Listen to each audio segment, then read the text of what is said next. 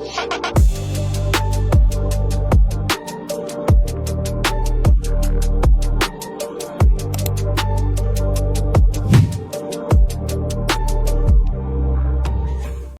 pessoal, meu nome é Renato, sou acadêmico do curso de Medicina aqui da Via Sapiens e sejam muito bem-vindos ao primeiro episódio do quadro De Olho na Emergência da LAUETcast, o podcast da Liga de Urgência e Emergência e Terapia Intensiva da Faculdade Via Sapiens. Eu sou a Denise, sou professora orientadora da Liga e com imensa satisfação nós recebemos o Dr. Linhares. Hoje a temática serão emergências respiratórias e o Dr. Linhares vai começar se apresentando um pouco sobre sua carreira, como ele se formou. Bom, gostaria de agradecer, né, à Liga de Emergência, né? Um grande prazer falar sobre um tema tão importante, né? Até porque a gente passou já há pouco tempo, né? Desde de 2020 até mais ou menos 2023, né? A pandemia, o Covid, até sobre esse tema mesmo, né? As pneumonias virais, né? Então, falar um pouco sobre mim, né? Eu me formei na Unicristos, né, em 2020. Foi o início da pandemia, né? Aquele momento bem difícil, né, para todo mundo. E eu até precisei antecipar a minha faculdade, né? Antecipei quase 4 meses para já iniciar o trabalho, né? E me formei na Unicris Fortaleza, né? E após isso eu fui morar em Nova Russas. Comecei a trabalhar por lá. Trabalhei em Crateús, Nova Russas, Tamboril, né?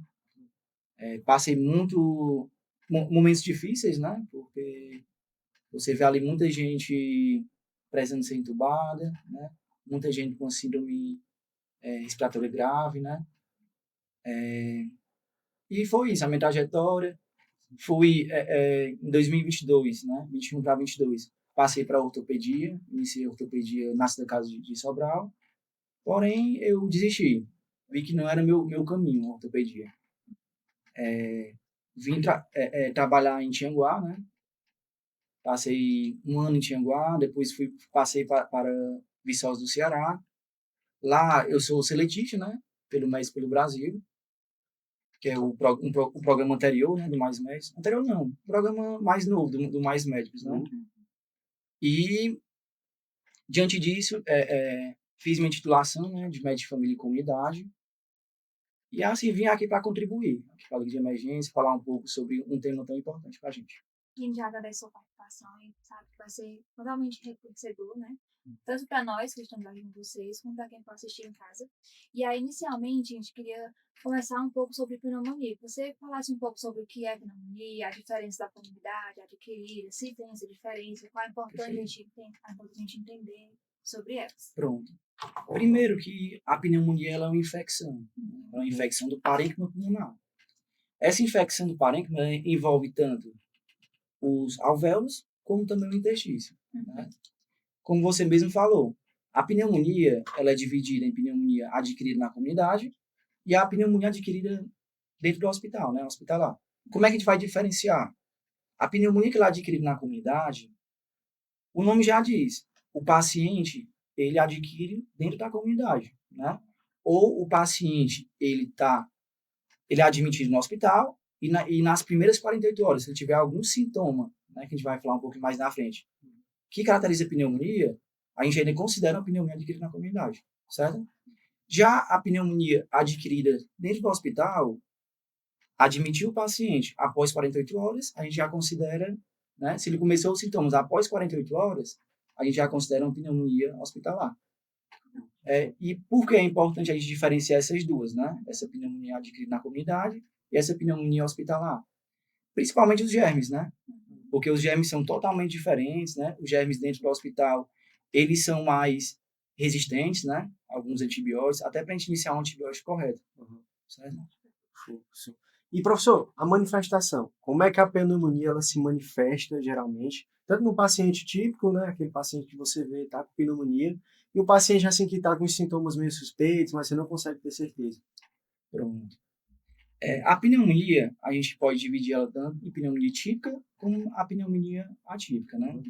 A pneumonia típica é aquele paciente que ele tem uma tosse mais aguda, né? A tosse geralmente da pneumonia ela é mais produtiva, né? O paciente ele tem uma febre mais alta. Já a pneumonia atípica é bem diferente os sintomas, né? É aquela tosse mais arrastada, uma tosse mais seca. O paciente ele pode ter febre ou não, né? E é mais essa diferença, a diferença desses dois, né? E também a pneumonia atípica ela tem muitos sintomas extrapulmonares, né? O paciente tem muita alginofagia, que é dor de garganta, muita mialgia, né? Dor no corpo, cefaleia, certo? Doutor, como é que existem critérios específicos para a gente deduzir uma gravidade? A partir disso é grave, precisa ser internado, e a partir disso eu consigo tratar em casa. Pronto. Existe um score que a gente usa, que é o CUB-65, né? Que a gente usa como C, confusão mental, né? O paciente está desorientado. O de ureia acima de 50, né? Que a gente considera. O B, que é de Bronze, né? Que é pressão, né? A gente usa a pressão sistólica ou a pressão diastólica. Se a pressão sistólica ela for menor que 90, ou a pressão diastólica for menor ou igual a 60, ele entra nesse critério. E a frequência respiratória também vai entrar, né? Se for maior que 30. Aí existe pontuação dentro dessas. Isso, existe. E também o 65, 65 anos, né? Sim. Acima de 65 anos. A pontuação é para saber se o paciente ele vai ser liberado para casa, né? Se ele vai ser encaminhado ambulatorialmente, ou se ele pode ser internado em enfermaria ou em UTI, né? De 0 a 1, são 5 critérios, o CURB 65. Então, se o paciente ele tirar 0 pontos ou 1 ponto, ele pode entrar no critério de ambulatorial. Ele pode ir para casa com antibiótico, certo? Agora, se for 2, você vai tentar avaliar melhor o paciente para saber se realmente, eu consigo deixar ele na enfermaria. Ele vai ficar hospitalizado, mas não precisa ir para uma UTI. Agora, passou de 3, é um paciente que realmente já tem indicação de ficar internado no hospital. E 4 e 5 é um paciente que é necessário ir para uma UTI. Na sua vivência prática, é muito comum essa pneumonia virar uma emergência respiratória? Você consegue controlar bem já nesse grupo de baixo? Pronto, assim, no nosso dia a dia, né, somente na emergência, a gente já pega muitos pacientes com critério de gravidade, né? Principalmente idosos, pacientes que têm muita comorbidade, né? Então, é comum a gente pegar pacientes que necessitam de internação.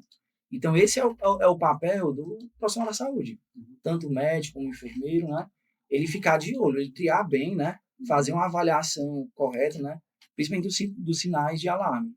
E aí, em relação a esse paciente já chegar ali no pronto atendimento de emergência, né? Já para internar.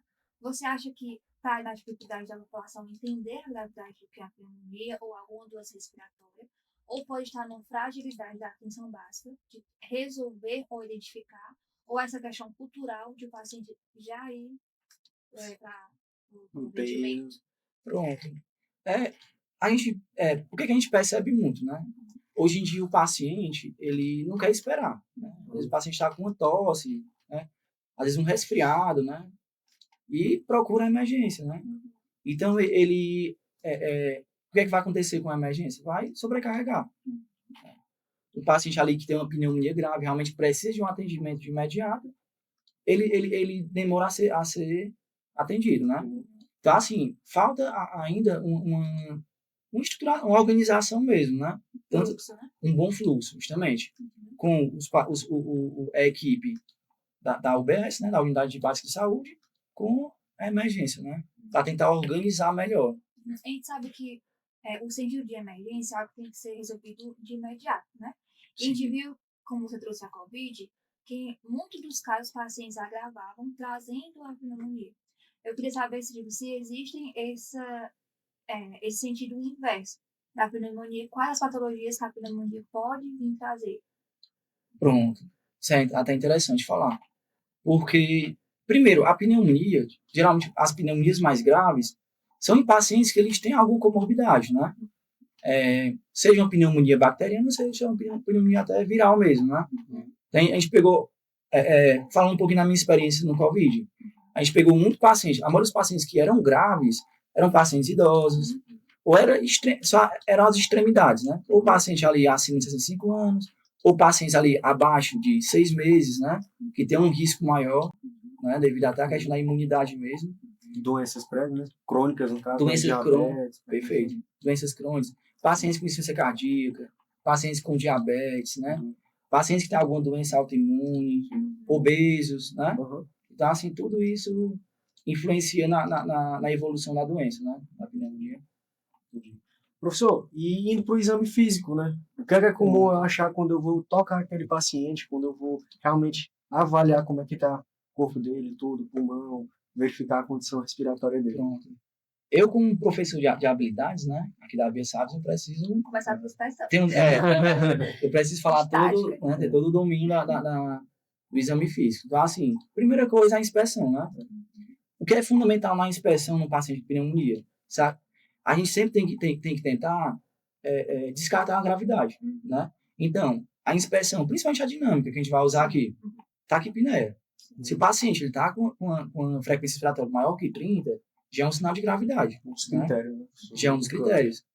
Outra coisa também, avaliar se o paciente não tem tiragens, né? Sim. Tem tiragem intercostal, né? Que é entre as costelas, uso da fúrcula external, tiragens subcostais, que é mais comum em crianças, né? Recém-nascidos. Isso, uso de batimento da asa do nariz, né? Isso seria a inspeção. Já a parte da percussão, né? O que é que a gente avalia mais na percussão? Se tem uma massa 6, né? Porque a pneumonia, falando um pouquinho da fisiopatologia, a pneumonia é consolidação, né? Sim. Ali é secreção mesmo, né? Então, assim, na percussão você vai palpar. Ou você vai fazer a percussão e vai ver o quê? Se tem alguma massa 6 naquela região, né? Já na palpação, né? A gente vai avaliar o quê? Os frêmitos, né? Sim. Avaliar o frêmito tóraco-vocal. Você pede o paciente para falar 33, o frêmito é para estar aumentado, né? Devido a ser algo sólido, né? A consolidação. E já na ausculta, é para estar como? A ausculta. Geralmente é reduzida, né? Justamente, os murmúrios vesiculares estão reduzidos, né? E pode também ter o quê? Crepitações, né? Mais finas, né? Devido à secreção mesmo. Normalmente embaixo, né? Perfeito. Pode ter broncofonia, né? Então, é mais essa questão do exame físico, né? Expansibilidade torácica, você acha que deveria avaliar, professor? Reduzida, né? Isso é importantíssimo, né? Avaliar a expansibilidade, né? Quando for fazer a palpação, né? Realizar a palpação. E além desses exames físicos, a gente sabe que os exames complementares, como o próprio nome fala, complementa aí o diagnóstico. Sim. Quais são os que você acha mais essencial e indispensável para a gente solicitar? O primeiro, né?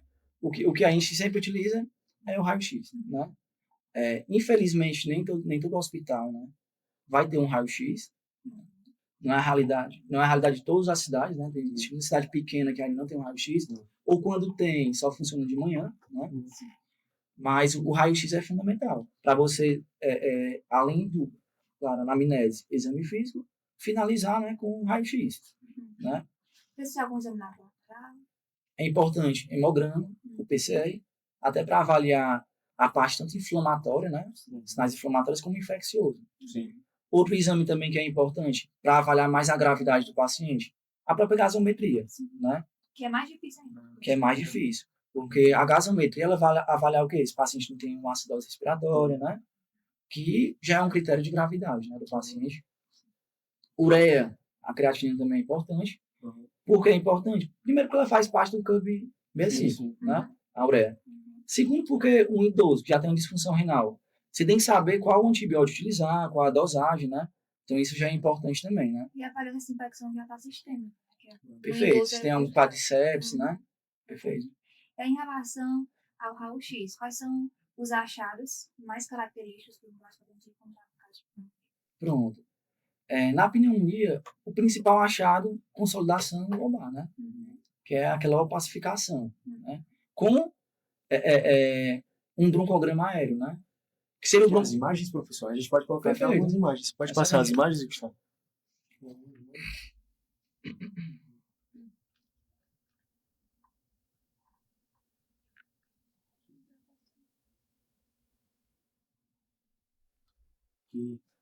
Pronto. Um exemplo.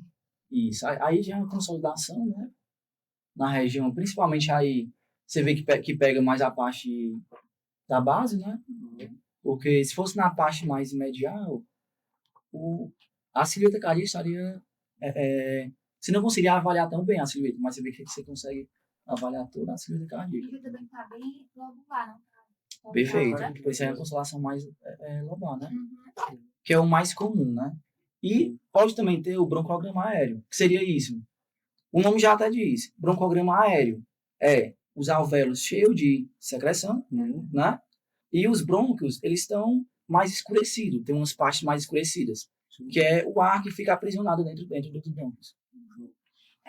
Em relação aos achados, esse bronquial seria mais grave do que essas complicações ou não? Não, faz parte mesmo do achado no raio-x, broncograma aéreo. Viu? E aí, em relação ao tratamento, existe um protocolo específico, tipo um segmento de ideia que os profissionais devem seguir? Em relação à questão do antibiótico, né? Primeiro, sobre o antibiótico, a gente tem que saber se o paciente ele tem comorbidades ou não, porque é bem diferente, né? Eu vou falar mais da parte hospitalar. Se um paciente ele é hipertenso, é diabético, tem alguma doença autoimune, é DPOC, né? Tem DPOC, tem alguma doença pulmonar associada, né? Qualquer comorbidade, né? Que traga que mexa um pouco com a imunidade do paciente, né? Já tem critérios de usar o quê? Beta-lactam, né? Um exemplo, amoxicilina com flavonato. Já tem que juntar amoxicilina com flavonato, já iniciar, ou usar amoxicilina com macrolídeo, né? Ou usar a levofloxacina, né? Então, esse os critérios que a gente utiliza, né? Agora, se for um paciente que ele não tem sinais de gravidade, né? Tá indo ali para casa, vai tomar o medicamento em casa, então a amoxicilina isolada, ele pode usar, ou a própria azitromicina, certo? Aí o indicado é que ele faça o acompanhamento, mas aí já vai para a UBS, né? Pronto. Ou não precisa? Tipo, fechou a pressão que você fez, ele já se considera curado, tem que voltar para a reavaliação. Perfeito. O ideal é sempre o paciente ser avaliado de 48 a 72 horas, né? Entre 2 a 3 dias. Você vai avaliar primeiro, depende de como vai estar o paciente, né? Se você vê que o paciente está ali naquele limbo ali de 2 para 3, né? No câmbio 65, então seria bom ter uma reavaliação mais precoce, certo? Em relação às complicações, quais seriam as complicações mais comuns nesses pacientes de pneumonia que podem levar a uma emergência? Pronto. É importante a gente tentar diferenciar essa questão de ter complicação ou não, porque dentro do hospital, como é que a gente vai avaliar se tem complicação ou não? Fazendo raio-x, né? É o primeiro. Porque no raio-x você consegue ver o derrame pleural, né? Parapneumônico, que é muito comum essa complicação.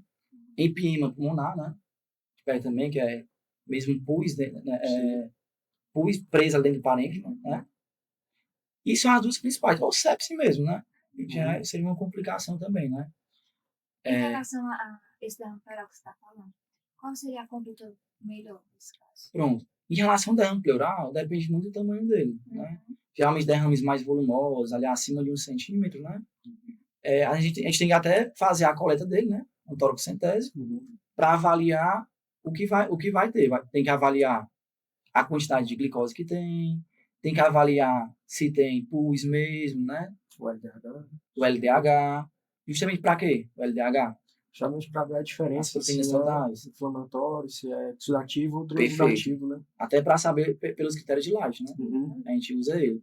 Então, assim, se o paciente ele tem um derrame muito volumoso, que além de você tá tendo que procurar o diagnóstico, saber se realmente o motivo, né, desse derrame pleural, né? Porque geralmente o derrame pleural de pneumonia, ele é mais localizado, né? Ele é localizado em uma região, diferente de uma insuficiência cardíaca, né? Geralmente pegar as duas bases, né?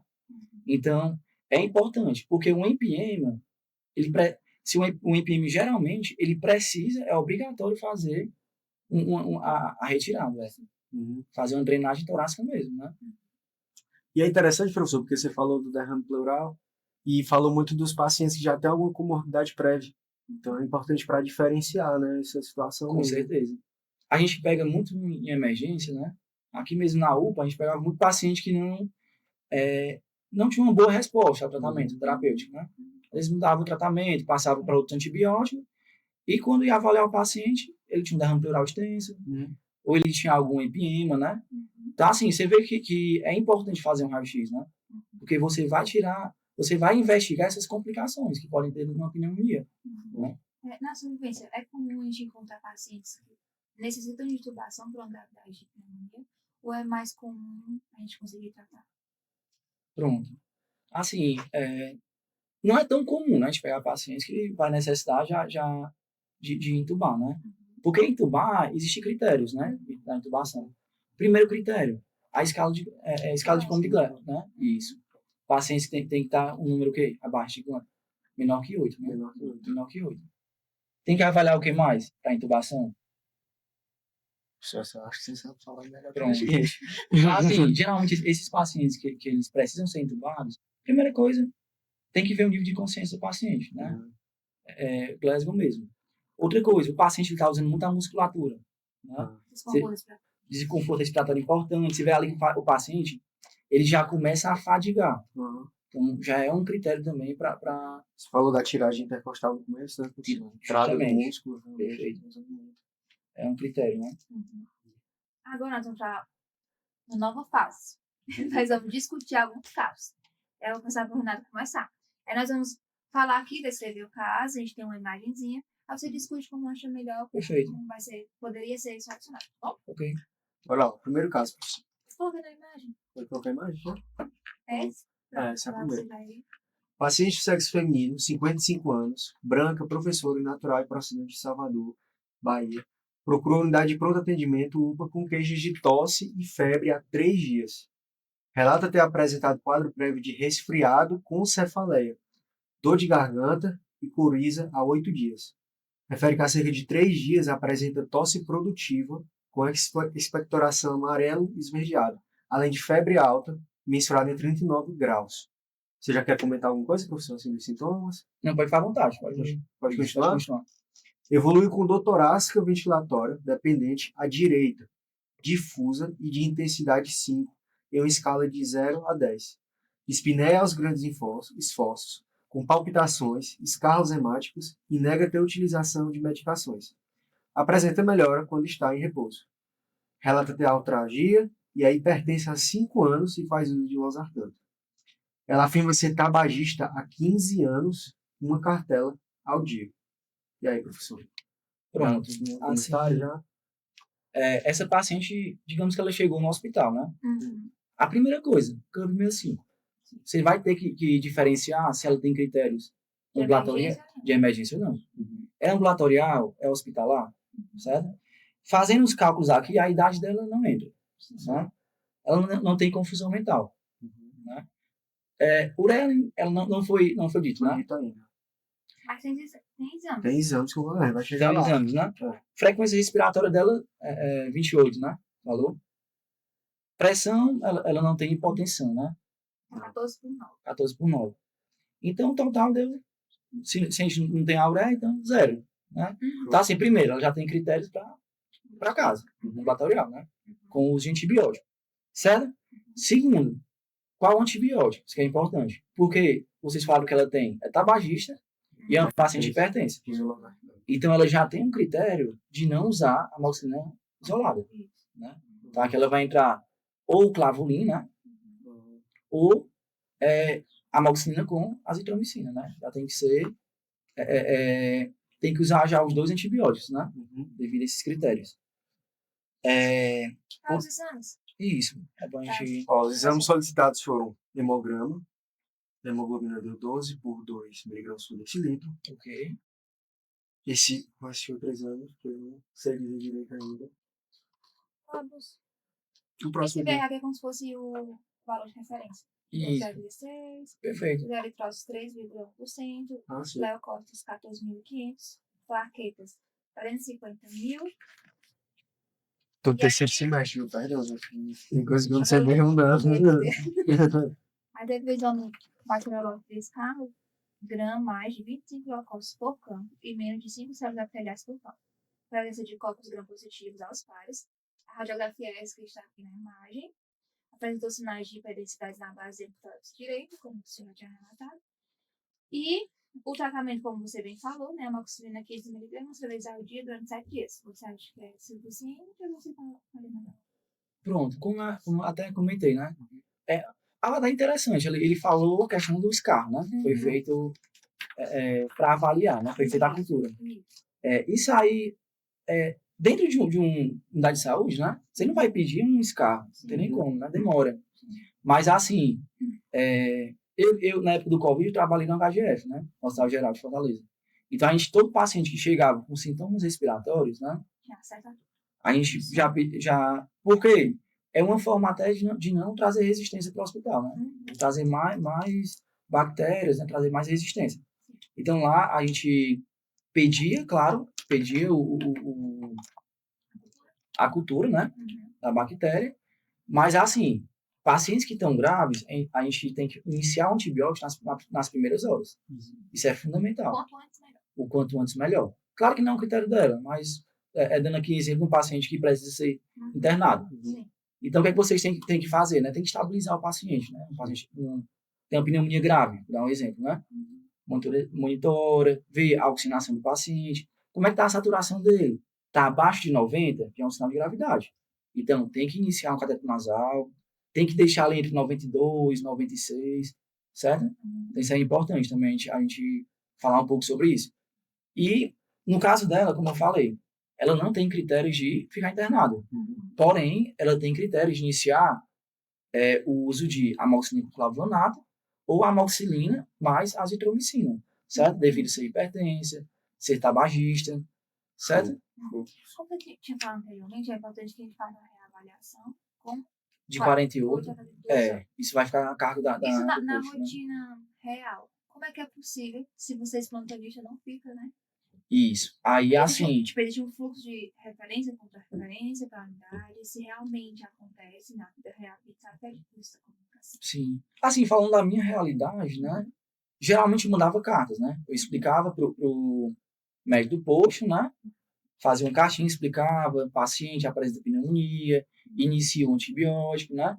E a necessidade de ser reavaliado de 48 a 72 horas. Né? É importante essa conversa da emergência. É importante essa comunicação. Porque o paciente nunca é do médico do hospital. Sim. Até porque a mãe ninguém sabe nem quem é. Sim. Né? Outra coisa que tu falou que é importante, a questão que tu falou que era positivo, né? É gram positivo. Se é gram positivo, qual é a bactéria mais comum? Streptococcus pneumoniae. Então, assim, provavelmente aqui é um Streptococcus pneumoniae, uma PAC clássica, né? Assim, comum mesmo na comunidade, né? Certo? Perfeito. Vamos para o segundo caso.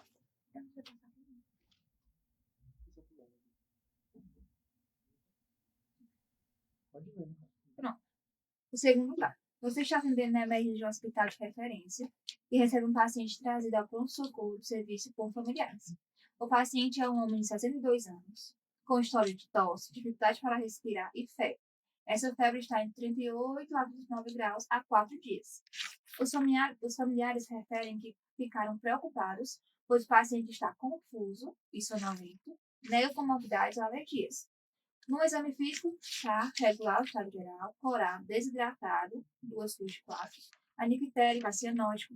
A saturação em ambiente está 87%, temperatura na avaliação na triagem está 38,7%, a pressão 7%, frequência cardíaca 126, frequência respiratória 30 por minutos, a escala de Gleason está 12, a presença de retrações intercostais à inspeção torácica, os rumores vesiculares estão diminuídos globalmente, existem crepitações discretas em terço médio do hemitórax direito e na base do hemitórax esquerdo, os pulsos periféricos estão finos, extremidades frias, o tempo de enchimento capilar está identificado e o rastreamento dos exames dos outros não estão alterados. Na gasometria, tem pH 7,19, PaCO2 54, PaO2 55, potássio 4,1, sódio 142, HCO3 26, lactato 2,8 e a relação do O2 com PO2 260. E aí, pronto, né? Você já está no aqui para vocês, aqui já sabe que um paciente desse já, né? Já é um PAC grave, né? Sim. Porque ele já chegou no hospital já com essa pneumonia, não adquiriu dentro do hospital, né? Tá? E o paciente já, se você vê os critérios aí, ele já entra como choque séptico, né? Sim. De um paciente mais grave. Mas vamos iniciar aqui. Primeiro, o curve 65, né? A idade não entra, a idade dele, né? Que ele tem menos de 65 anos. Quase, né? É, quase ali no limite, né? Mas algo que eu até vou aqui acrescentar em relação à questão de pacientes idosos, né? Sim. Pacientes idosos, a pneumonia dele geralmente tem sintomas atípicos. Sim. Tem paciente que não vem com tosse, que não vem com nenhum sintoma bem detalhado de uma pneumonia, né? Não é típico, Aquela, né? não é tão típico, aquela tosse produtiva, febre. O paciente ele entra com um quadro de confusão mental, né? Então até essa parte de pneumologia até falei para vocês, né? De pneumonia. Então aquele idosinho ali com 80 anos, ele entra com um quadro só de confusão mental, né? Às vezes está com a frequência respiratória aumentada e fez diagnóstico de pneumonia com raio-x, né? Mas entrando aqui nesse caso, primeiro ele tem confusão mental, frequência respiratória maior que 30, né? PA7. O paciente está hipotênsico. Só a idade que não vai entrar, né? E a ureia não tem como, porque acho que não foi pedido, né? Não tem no caso, né? Então ele tem um total de 3. Mas aqui só pelas características é um paciente que precisa ser internado, né? E aqui é caso de UTI, né? Pela gravidade. Ele tem sinais de choque, porque ele está hipotênsico. Ele tem o tempo de enchimento capilar lentificado, que você falou, né? E pelos exames, tem algo que possa dizer também? Da gasometria, ele tá com acidose, né? Acidose metabólica, perfeito, né? Acidose respiratória. Desculpa. Isso. Tem essa hipoxemia moderada, né? Você falou que estava com FiO2. Hipoxemia, se tá 87%. Ele falou que era 250, né? Não, é. É FiO2, na verdade, 260. 260, então assim, hipoxemia já moderada, né? Confundi, na verdade. Isso. Então, assim, ele tem todos os sinais de um paciente que está com sepsis, né? Um choque séptico. Professor, e o quanto é comum uma acidose respiratória num paciente com pneumonia grave? É comum ter uma acidose respiratória? Muito comum. Porque o paciente ele retém CO2, né? O paciente pega bastante. Pacientes graves têm muita retenção de CO2. A circulação já está bem restrita ali devido a isso. Aí qual é a conduta, né, num paciente desse? O paciente é grave. Você tem que estabilizar o mais rápido possível esse paciente, né? Iniciar um antibiótico de amplo espectro, né? Na primeira hora, né? Reverter essa acidose, que é fundamental, né? Às vezes até tratando a parte da pneumonia já melhora. Mas assim, pelo quadro, ele além dessa pneumonia, ele tem a complicação, que é o próprio derrame pleural, né? Professor, eu acho que eu me confundi. Esse aí eu acho que é do próximo caso. Esse caso aqui, ele né? vem sem raio-x, né? Ah, perfeito. Vamos supor que ele está no interior e não tem raio-x. Então assim, mas só pelo toda a história, né? A parte da anamnese, exame físico e os sinais vitais dele é um paciente gravíssimo. Né? Sim. E precisa fazer, como eu falei, essa conduta mais breve possível, né? Aqui tem só siglas, né, Gino? 2 anos e 6 meses, encaminhado para a internação hospitalar devido a quadro de taquipneia e febre. A temperatura é 38 graus, 38,9. A criança iniciou o quadro cerca de 24 horas antes da internação, sendo avaliada por pediatra na cidade de origem. O cartão de vacina está completo para a idade. Os pais negam alergias medicamentosas ou alimentares e relatam que frequentemente a criança apresenta sintomas gripais. No exame físico, ela está hidratada, está hipocorada, 2 cruzes de 4, ausculta cardíaca normal, ausculta pulmonar, o murmúrio vesicular rude, diminuído em base direita. A frequência respiratória dela está de 35 inspirações por minuto, com esforço respiratório com tiragem intercostal, tiragem subcostal e batimento de aleta nasal, né? Batimento de aleta, sim. Sem demais alterações. E aí, deixa eu passar aqui a outra figura, porque a primeira figura é essa daqui.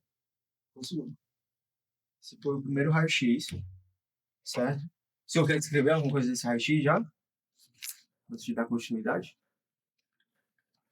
Falar sobre o caso em si. Aqui você avalia aqui, né? Na opacidade, né?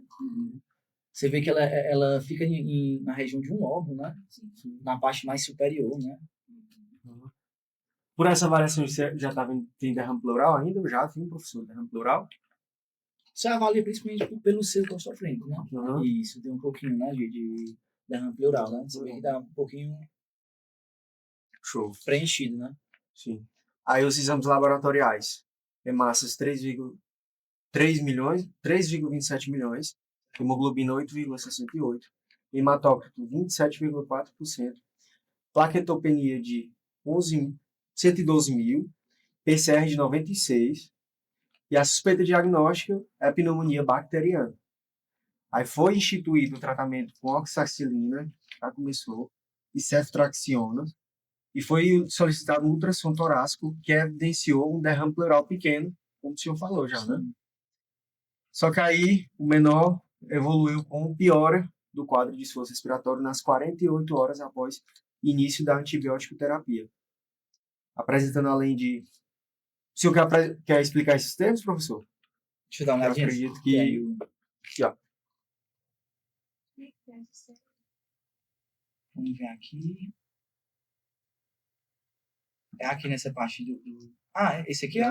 Esses três Não, essas siglas aqui é a tiragem, né? Subcostal. Sim. Esse TSC seria... Ou tiragem intercostal. Porque assim, como eu falei, tiragem intercostal é comum tanto em adulto como também crianças podem ter. Mas a tiragem intercostal é entre as costelas. Sim. Já a tiragem subcostal é na região após, na última costela. Né? Sim. É a tiragem, que é mais comum em crianças, recém-nascidos. Certo? E algum comentário sobre os exames laboratoriais, professor? Pronto. Tem algum caso específico, porque como você vê os exames, estão baixos. O que é que acontece aqui, né? Que é que eu... para interpretação, né? Aqui do caso que você comentou agora. Primeiro é uma criança, né? Você vê que a criança, ela tem... Deixa eu ver aqui a idade dela. Tem 2 anos e 6 meses. 2 anos, né? Ela tem 2 anos e 6 meses, entrou com um diagnóstico de pneumonia, iniciou já antibiótico de amplo espectro, né? Já iniciou ceftriaxona com oxacilina, né? A gente pegando ali o Staphylococcus aureus, né?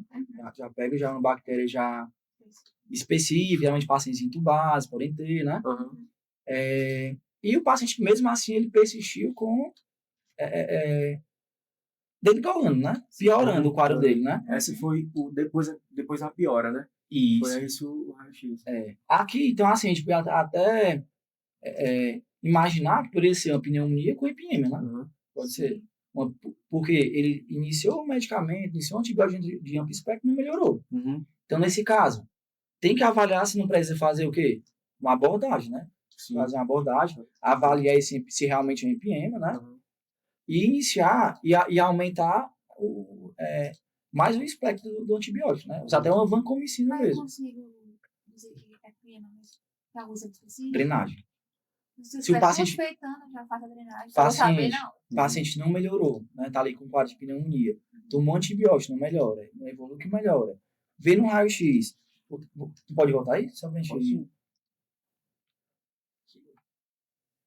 Tem essa formação bem sólida, né? A piora foi bem. Então, assim, a gente pode até... Se realmente não tiver nenhuma melhora, um derrame pleural bem extenso, né? Então, a gente precisa fazer o quê? Fazer a torocentese, né? Diagnóstica. E avaliar se realmente tem pus ou não, né? Tem alguma secreção. É possível fazer em todo atendimento? Tem que ser em área hospitalar? Pode fazer. Pode sim. Na emergência pode fazer? Pode. Agora precisa ter o quê? Habilidade, né? Até porque a região aqui, muito nervo, muitos vasos, né? E numa criança, né? Certo? Aí, assim, seguindo, ele só fez a troca do esquema, como você falou, aí trocou a medicação por vancomicina. Isso. E manteve essa tração. No caso, ele está internado, né? Vai ficar fazendo ajuste de dose para 2 gramas por dia. Associado também a claritromicina. A claritromicina, né? Então é isso mesmo, essa lógica, né? Isso. Provavelmente ele colocou a vancomicina para pegar a MRSA, né? Que é uma bactéria mais resistente, né? Por isso que ele introduziu a CEF com a vancomicina, né? O senhor parece que vai adivinhando o caso, né? Falando E outra coisa também importante, né? É a questão do paciente. Até aqui no próprio exame físico, ele fala que ele está com o fígado. Ele tem um aumento, né? o que é que significa aqui? Geralmente, pacientes, não crianças, né, nessa idade, ele tem essa hepatomegalia, tem que avaliar a questão de volume. Se o paciente não está recebendo muito volume, sabe? É algo também que é importante, essa hepatomegalia, né? Aí, no caso, ela tem que pedir também exame específico para atividade física, né? Com certeza.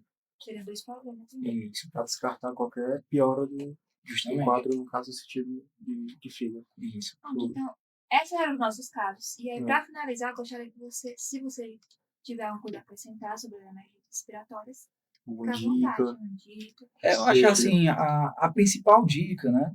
Primeiro é você saber, você conseguir diferenciar o que é grave e o que não é grave. Uhum. O nosso objetivo dentro de uma emergência é isso, né? É você, o paciente é grave ou não é grave. Não sendo grave, a gente fica mais tranquilo, né? Segundo, se você não está na emergência, está ali no ambiente ambulatorial, você tem que reavaliar o paciente. Reavalia nas primeiras 48 horas, 72 horas. Tudo bem.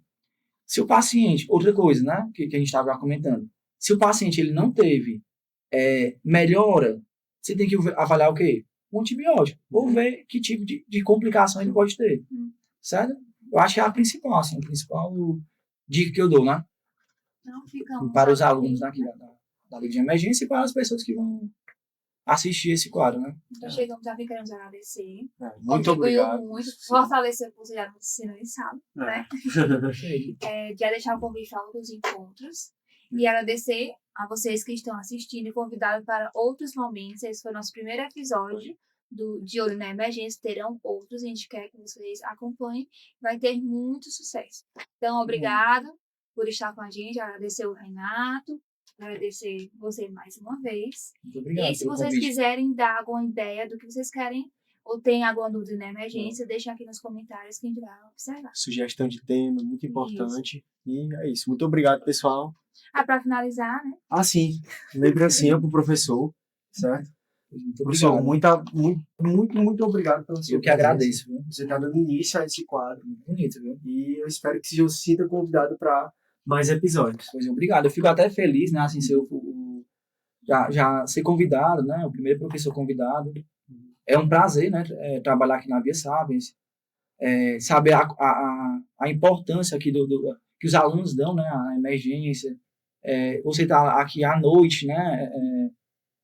Você está em vários lugares, né? Mas você está aqui focando aqui num tema tão importante, né? Então, vocês estão de parabéns, viu? Obrigado. E puxando o saco, né? Você é um ótimo professor. Obrigado. Se você tá. Muito obrigado, viu? E é isso, gente. Tchau. Tchau, tchau.